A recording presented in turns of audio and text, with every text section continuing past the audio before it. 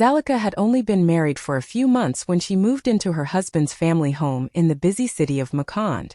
The streets outside were full of noise and life, but inside the house she often felt small and unseen.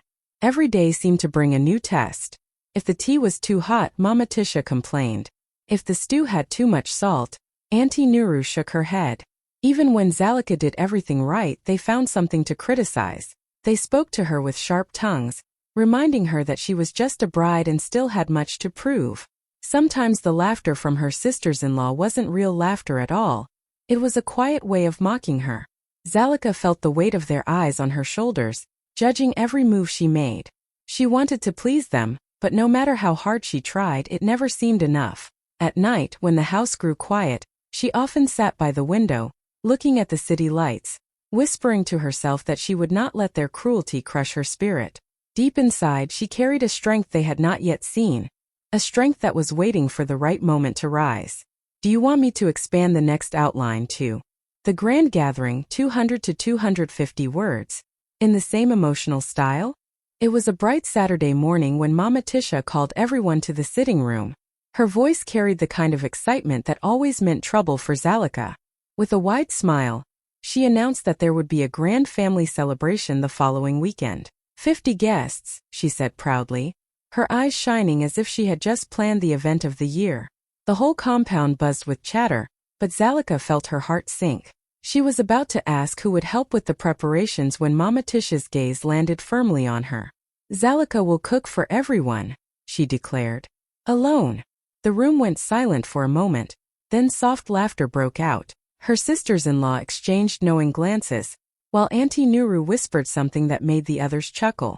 Zalika forced a small smile, but inside her chest tightened. 50 people? That wasn't a meal, it was an army to feed. She imagined the endless chopping, stirring, frying, and serving, and for a moment she felt her knees grow weak. But Mama Tisha wasn't done.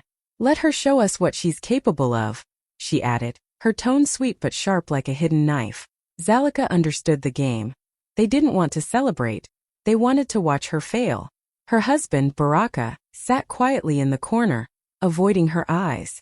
He didn't defend her, didn't speak up, just looked at the floor as though his silence could hide his shame. That cut Zalika deeper than the command itself. She longed for him to say, "She can't do it alone, we'll help her." But he didn't. She swallowed hard, nodding politely, even though fear rushed through her like a storm. That night, as the house filled with laughter and plans for the celebration, Zalika slipped into the kitchen. She ran her hands across the empty pots and heavy pans, whispering to herself, "If they want a battle, they will see my strength. Would you like me to now continue with 3? The hidden intention, 350 words. In the same voice? As the week passed, preparations for the gathering filled the compound with noise and excitement. To an outsider, it looked like a family getting ready for a joyful celebration. But beneath the laughter and chatter was a plan that only Zalika could feel pressing against her chest. Whenever she walked by, the conversations would suddenly grow quiet, and her sisters-in-law would cover their mouths to hide their whispers. Zalika knew those whispers weren't innocent. They were waiting for her to stumble, waiting for the moment when she would collapse under the weight of their impossible demand. Mama Tisha wore her sweetest smile whenever neighbors asked about the event. "Oh, our Zalika is such a wonderful cook," she would say, her voice dripping with false pride. "She will prepare everything for 50 guests by herself." The neighbors would widen their eyes in surprise, praising Zalika's strength, but inside the compound, Mama Tisha's true intention was clear. This wasn't about food. It was about breaking Zalika. She wanted the guests to see a bride who couldn't cope, a young woman who would stumble and sweat and panic, proving she wasn't worthy of her son Baraka. Even Baraka seemed trapped between two worlds. He watched his mother's games but said nothing. His silence, though, spoke louder than any words. Zalika sometimes caught him looking at her with worry, but he never defended her. He chose peace with his family over standing by her side, and that hurt more than all the whispers combined. Late one evening, Zalika overheard her sisters-in-law giggling outside her room. "Wait until the guests see the mess she makes," one said. "They'll finally know she's not fit for him." Their words stabbed at her heart, but she refused to let them hear her cry. She pressed her pillow to her chest and whispered to herself, "They will not break me. Not this time. Would you like me to expand for Zalika's silent strength 350 words. Next, keeping the same emotional, dramatic flow? Zalika sat quietly when Mama Tisha gave the final instructions for the feast. Her hands trembled in her lap, but she did not argue or beg for help. In the past she had cried when they mocked her. She had lowered her head when they pushed her into corners, making her feel small. But this time something shifted inside her. She refused to let them see her break. She pressed her lips together, nodded politely and walked away, carrying her fear deep in her chest where no one could touch it. Alone in her small room, she let the tears fall silently. She thought of her late mother, a woman who had once told her, "Strength is quiet, my child. You don't always have to fight with words. Sometimes you fight with action." Remembering those words, Zalika wiped her face, stood tall, and began to think. If she was going to cook for 50 people, she would need a plan, not just strength but wisdom. She listed every dish in her head, every spice, every pot she would use. She calculated the time each meal would take, the order in which she would prepare them. Her mind raced, but instead of drowning in panic, she held on to that tiny spark of hope. When her sisters-in-law passed her door, laughing loudly, Zalika pretended not to hear. She sat on the floor with a notebook and quietly sketched her menu. They thought silence meant weakness, but silence was her shield now. Deep down, she wanted to show them that she was more than just a timid bride. She wanted to show them that patience could be power, and endurance could be louder than insults. For the first time since she entered that house, Zalika felt a new kind of fire rising in her. She wasn't planning for food alone. She was planning for dignity, for respect, for the moment she would finally lift her head without shame.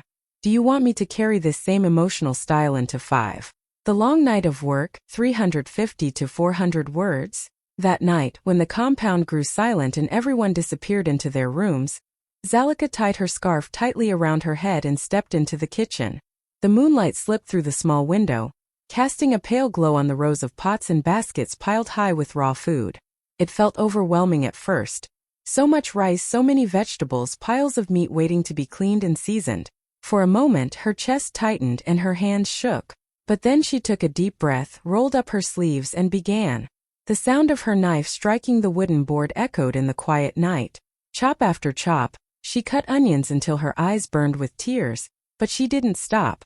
She peeled cassava, pounded garlic and crushed spices the way her mother had taught her, letting the aroma fill the air with warmth and memory. She worked with a rhythm, as though each movement was part of a secret song only she could hear. The sweat on her forehead mixed with her tears, but neither slowed her down.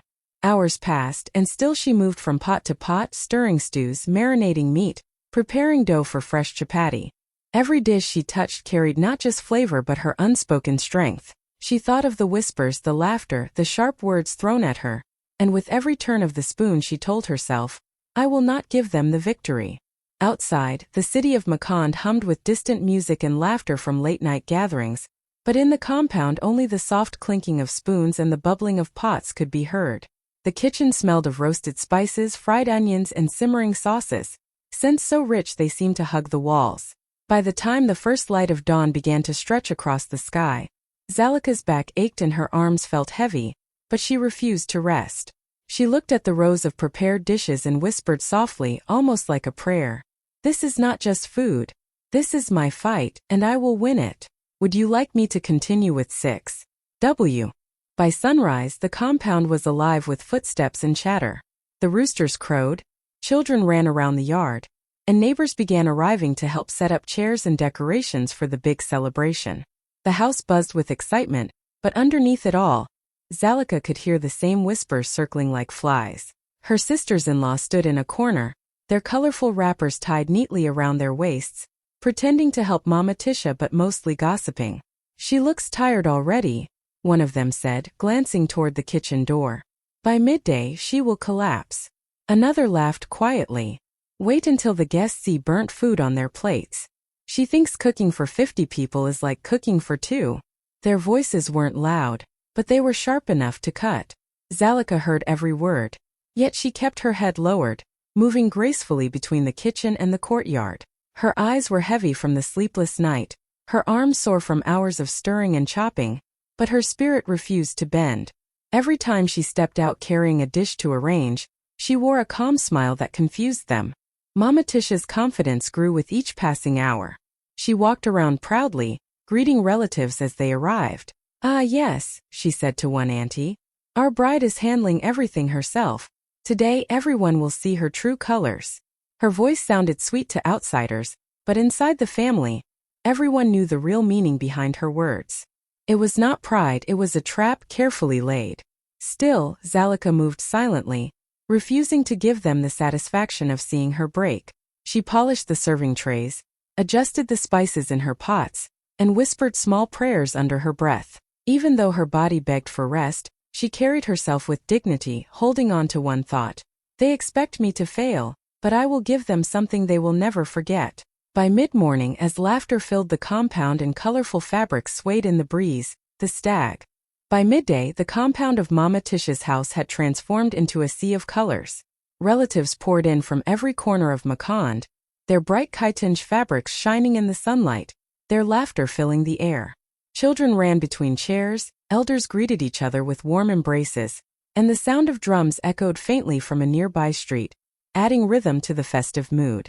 To the guests, it was a day of joy, but beneath the smiles of the family lay a secret expectation. They waited for the young bride to stumble. "Where is Zalika?" a curious auntie asked, fanning herself with a woven palm fan. "Is she truly the one cooking for all of us?" "Yes," Mama Tisha answered proudly, her voice dripping with hidden satisfaction. "She is in the kitchen. You will see her work soon enough." Her words drew murmurs of surprise, and some guests shook their heads in disbelief. Cooking for 50 people was no small task. Most women would have an army of helpers. Surely, they thought, the young bride would crumble under such pressure.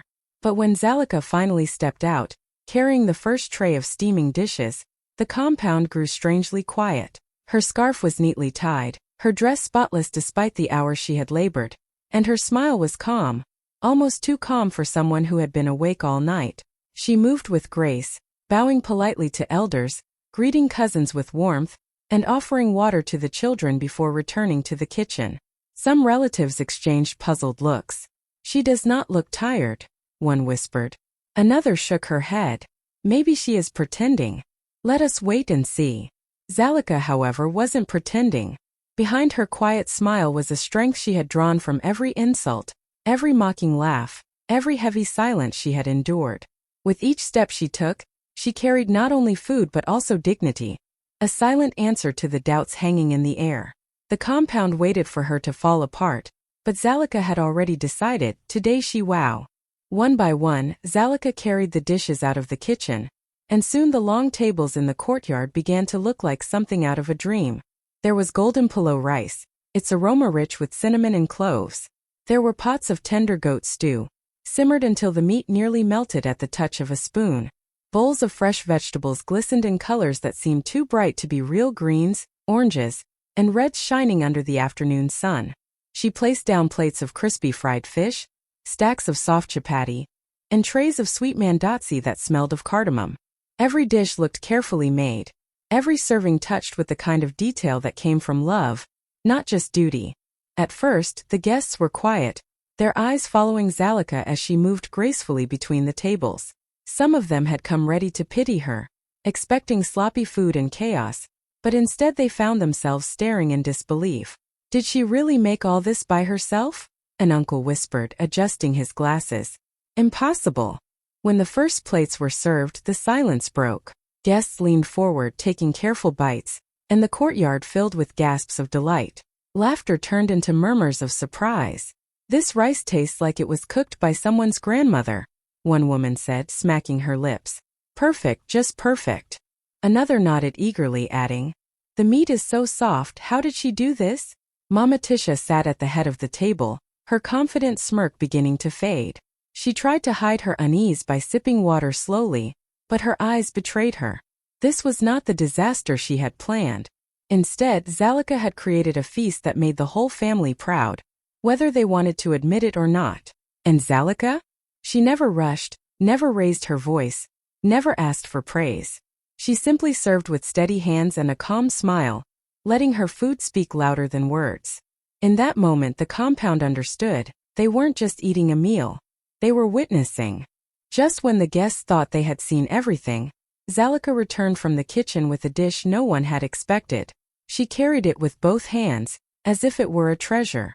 The aroma was unlike anything else on the table, rich, smoky, and deeply comforting. She set it down gently in the center, and the elders leaned forward, curious. It was her late mother's recipe, a dish that had been passed down through generations in her family. It wasn't the grandest meal, nor the most colorful, but it carried a soul that no spice alone could create.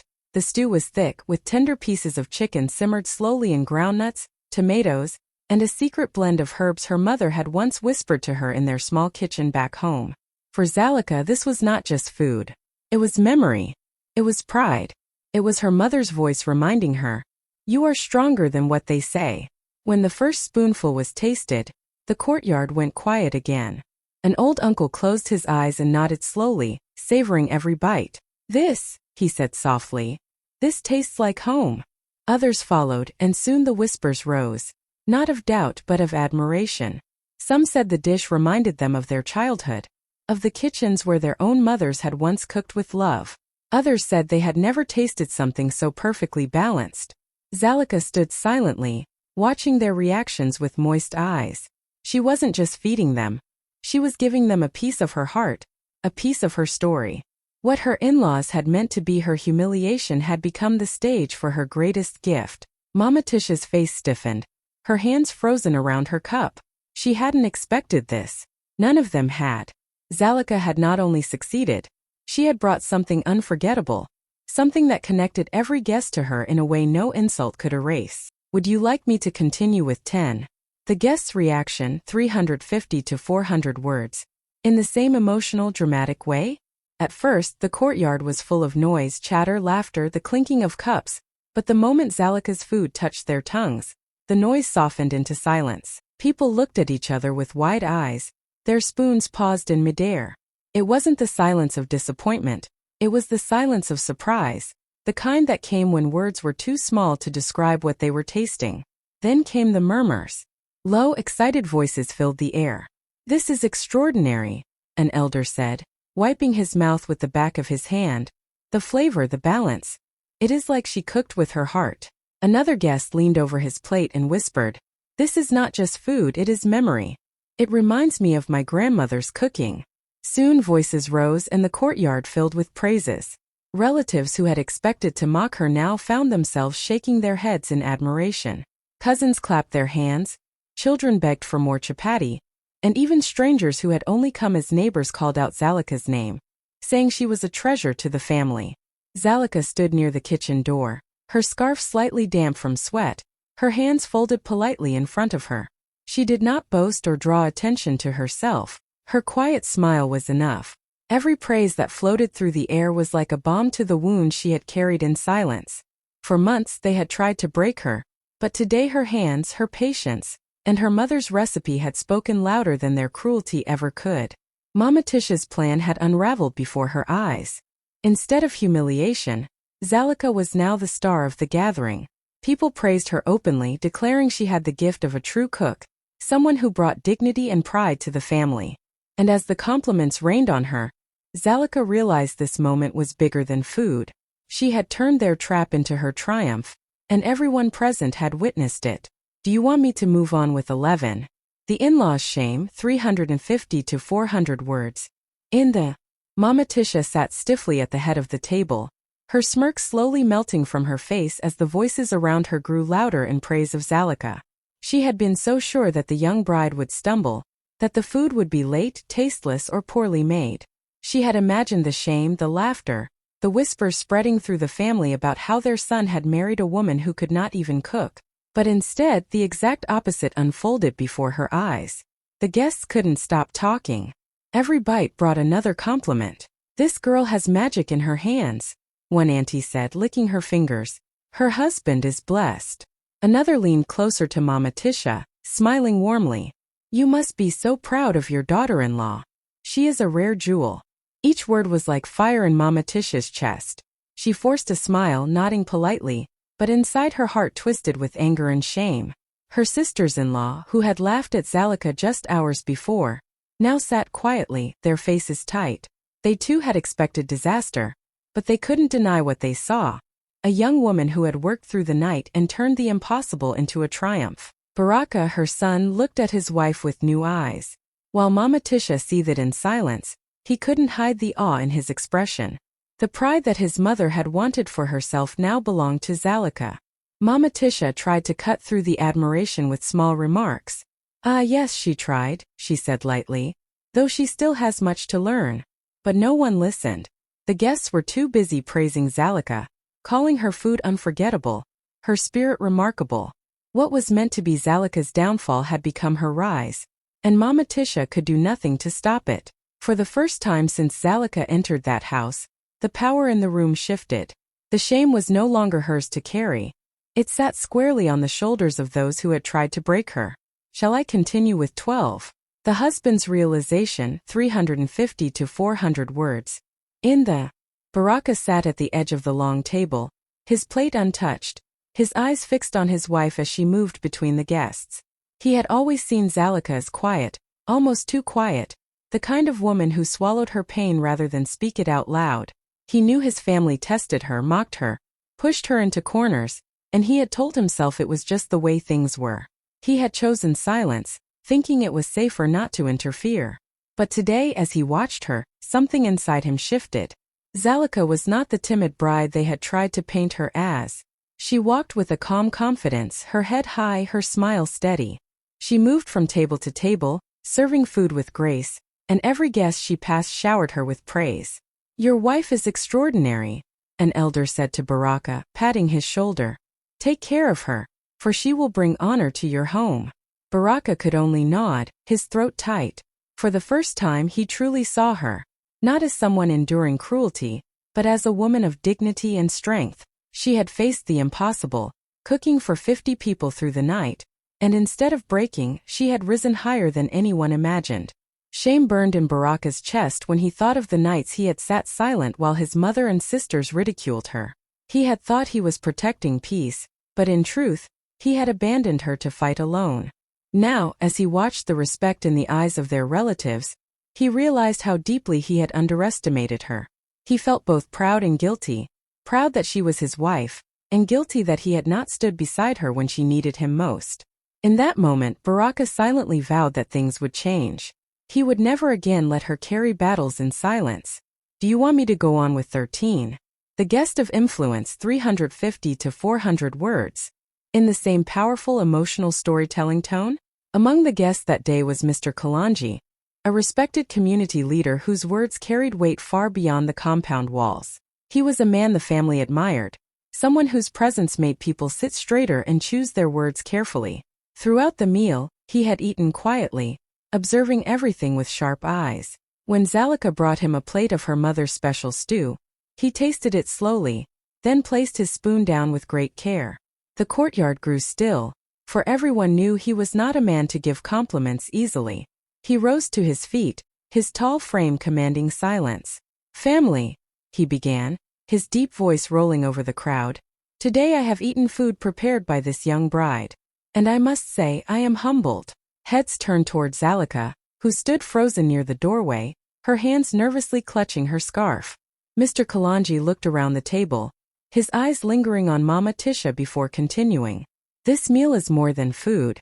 It is a reflection of patience, discipline, and love. What you have witnessed here is not the failure of a woman, but the strength of one." Murmurs of agreement filled the air. Guests nodded, some clapping softly, others whispering that his words were true. He lifted his hand to quiet them again. "A woman's worth is not seen in how much she is oppressed or tested," he said firmly, "but in how she rises above it. And today Zalika has risen. She has honored not just this family, but our community." The applause that followed was loud and genuine, echoing through the courtyard.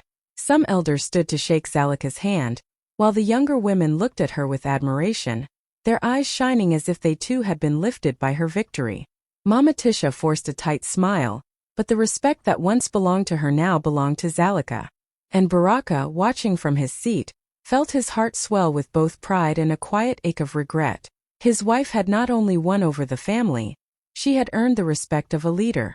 The courtyard, once filled with quiet whispers and hidden laughter, now echoed with applause and warm praises for Zalica.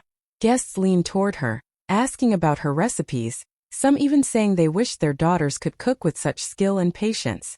The energy had shifted completely, and the in-laws could feel it pressing heavily on their shoulders. Mama Tisha sat still, her lips pursed tightly, her earlier confidence gone.